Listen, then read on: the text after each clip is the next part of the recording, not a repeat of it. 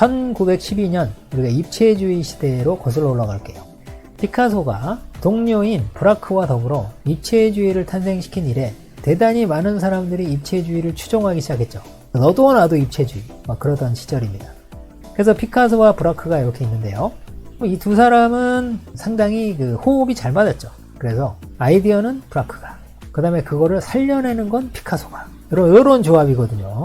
그래서 피카소는 자기 생각은 별로 없어요. 근데 브라크가 뭐 던져주면은 그거를 이렇게 하는 거야? 이렇게 하면서 이제 만들면은 브라크가 와 기발한데? 그러면서 이제 서로 궁합이 잘 맞은 거죠. 자, 어쨌든 이 두 사람이 힘을 모아서 입체주의라고 하는 걸 탄생시킨 겁니다. 자, 그래서 이제 입체주의가 완성되던 순간을 말해주는 그림이 바로 이거죠.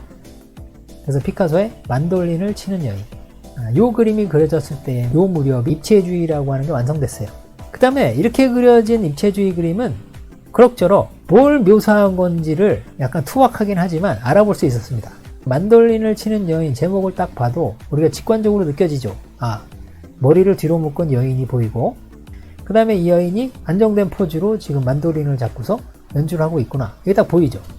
그 대신 모든 게 큐브로 더덕더덕 붙어 있는 거죠. 이렇게 큐브 이런 식으로.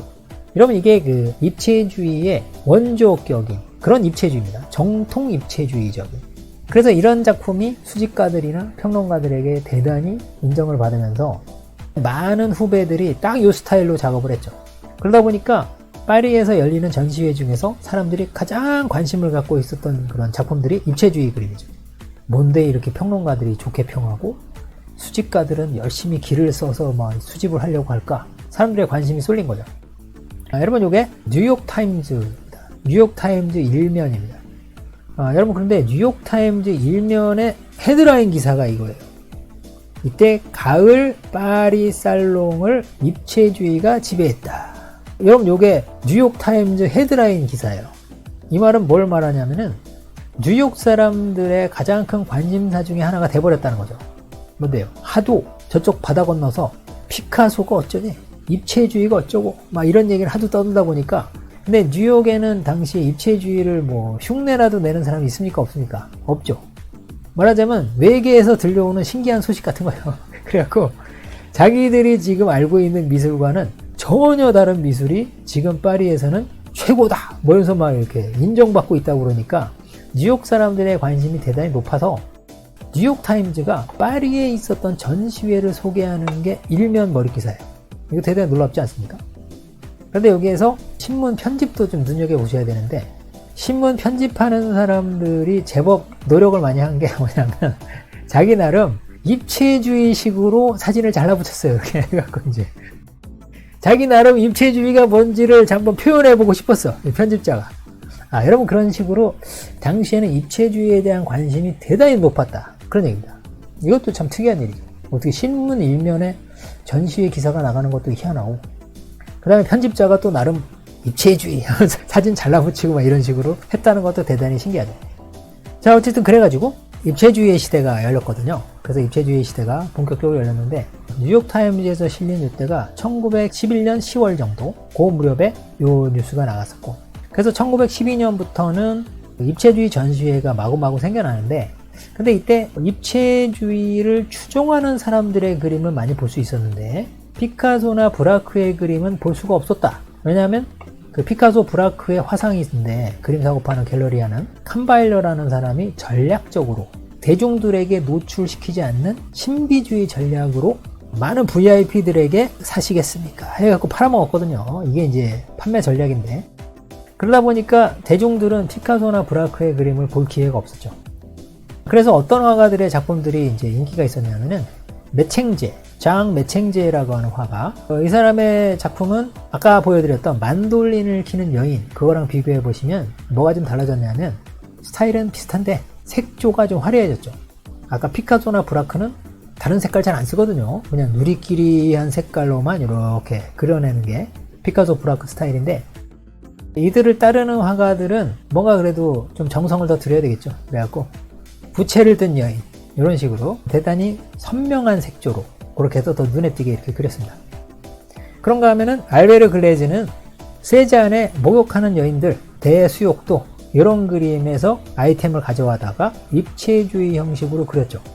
그래서 알베르 글레이즈 같은 이런 화가들은 그 아까 매칭제와 마찬가지로 피카소의 초기 입체주의 그런 그림을 들고 왔는데 색조는 훨씬 다양하게 화려하게 그렇게 그리는 방식으로 한 거예요.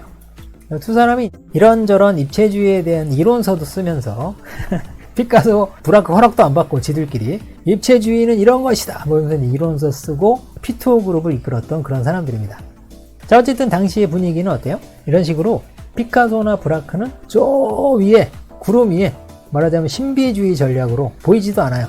보이지도 않은 가운데 이들을 따르는 화가들만 열심히 바빴다 이런 얘기죠. 전시회도 하고 막 언론 플레이도 하고 막 하면서 바쁘던 그런 시기죠. 그런데 피카소, 브라크 입장에서는 뒤에 후배들이 따라와가지고 좀 신경 쓰이지 않습니까? 그러다 보니까 피카소나 브라크는 늘 새로운 시도로 앞서갔죠. 여러분, 요게 피카소나 브라크가 계속 경쟁력을 갖추면서 늘 언제나 다른 화가들을 앞설 수 있었던 그런 이유인데, 요게 그 현대미술의 양상을 결정한 중요한 요인이기도 해요.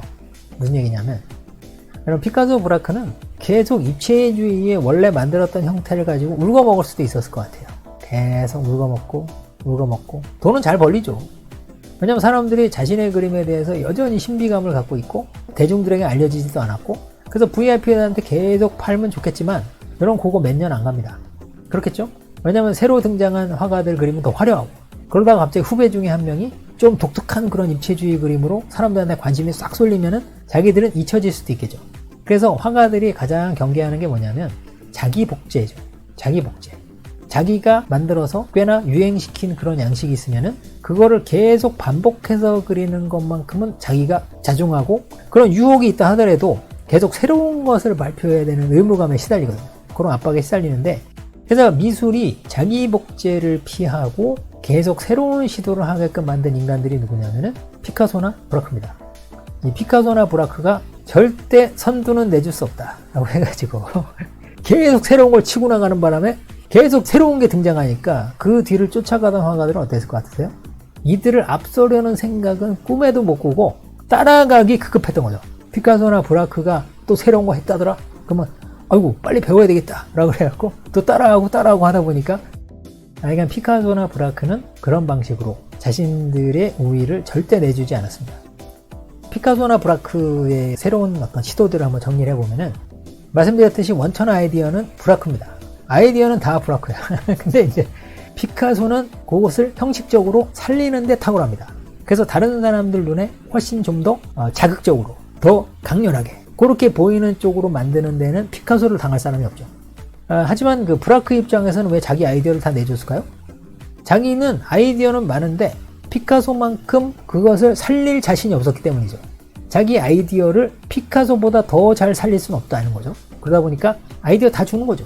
자, 이런 거 어때? 보여준 피카소 눈이 반짝이면서 야, 이번엔 지대로인데? 라고 하면서 자기가 또 작업실에서 뭐 좀 하다 보면은 대단히 뭔가 강렬한 거죠. 그런 게 나타나는 거죠. 그래서 둘은 팀워크가 참 좋았어요.